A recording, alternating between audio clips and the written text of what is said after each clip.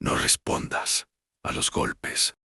Cuando entré en esa casa, el silencio era perfecto, demasiado perfecto. No había viento, no había vecinos, no había nada. Solo ese silencio que te hace escuchar cosas que no deberían existir. La primera noche lo oí, un golpe seco dentro de la pared. Me quedé quieto, escuchando, pensando que había sido mi imaginación. Entonces volvió otro golpe y luego otro, siempre con el mismo ritmo, lento, constante, como si algo estuviera intentando salir.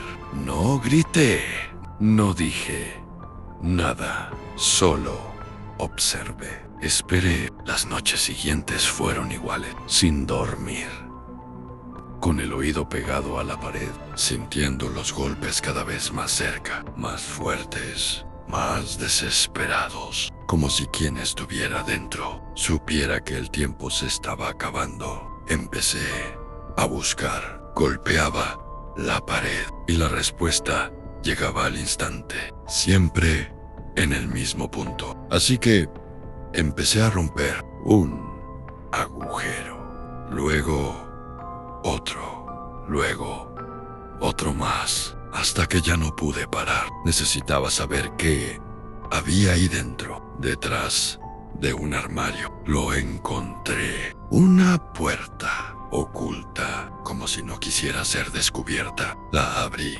y en el momento en que entré, la puerta desapareció. No hizo ruido, no se cerró, simplemente dejó de existir. Intenté volver, pero solo había pared sólida, sólida, fría, sin salida. El espacio era estrecho, asfixiante, y entonces lo vi, un cuerpo sentado, inmóvil, seco, esperando. Me acerqué, lento, sintiendo como algo dentro de mí ya sabía la verdad, porque esa cara era la mía. No había duda, no había error. Era yo, muerto,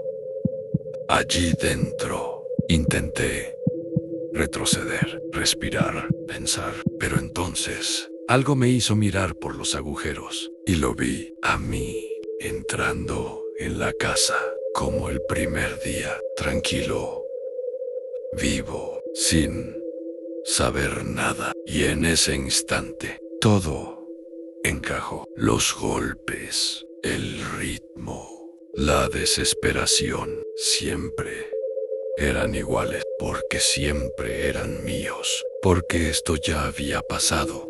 Intenté golpear la pared con fuerza, desesperado, sin parar, pero nadie respondió. Nadie escucha desde fuera. Nunca lo hice. Seguí golpeando, más fuerte, más rápido, hasta que mis manos dejaron de doler, hasta que el tiempo dejó de importar, hasta que el ritmo volvió. 3 golpes, pausa. 3 golpes, pausa. Exactamente igual como la primera noche, como siempre. Y entonces entendí que ya no estaba intentando escapar, solo estaba repitiendo, avisando, sin poder evitarlo, porque este lugar no te deja salir, solo te convierte en el ruido. Y ahora, si alguna vez escuchas golpes en la pared, lentos, constantes, desesperados, no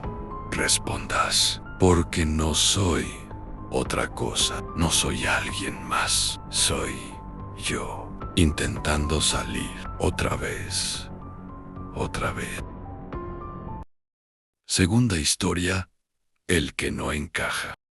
No siempre fui así. Antes era alguien normal. Trabajaba de noche, solo, en un edificio viejo que nadie quería vigilar. Demasiados pasillos, demasiadas puertas, demasiado silencio, pero pagaban bien, y yo necesitaba el dinero. Las primeras noches fueron tranquilas, rondas largas, luces parpadeando, el típico ruido de tuberías. Nada extraño, hasta que empecé a notar algo raro. No en el edificio, en mí. Al principio fue un dolor leve, como si estuviera encorvándome sin darme cuenta. Luego mis manos, sentía que los dedos no encajaban del todo, como si fueran demasiado largos. Pensé que era el cansancio, falta de sueño, pero una noche me vi en un reflejo, y algo no estaba bien. Mi cuello parecía más largo, mis hombros más estrechos, y mi cara no terminaba de reconocerla, como si alguien hubiera borrado partes, como si estuviera incompleta. Dejé de mirarme. Era más fácil ignorarlo, seguir caminando por esos pasillos interminables, hasta que empecé a escuchar cosas. No pasos, no voces, algo peor,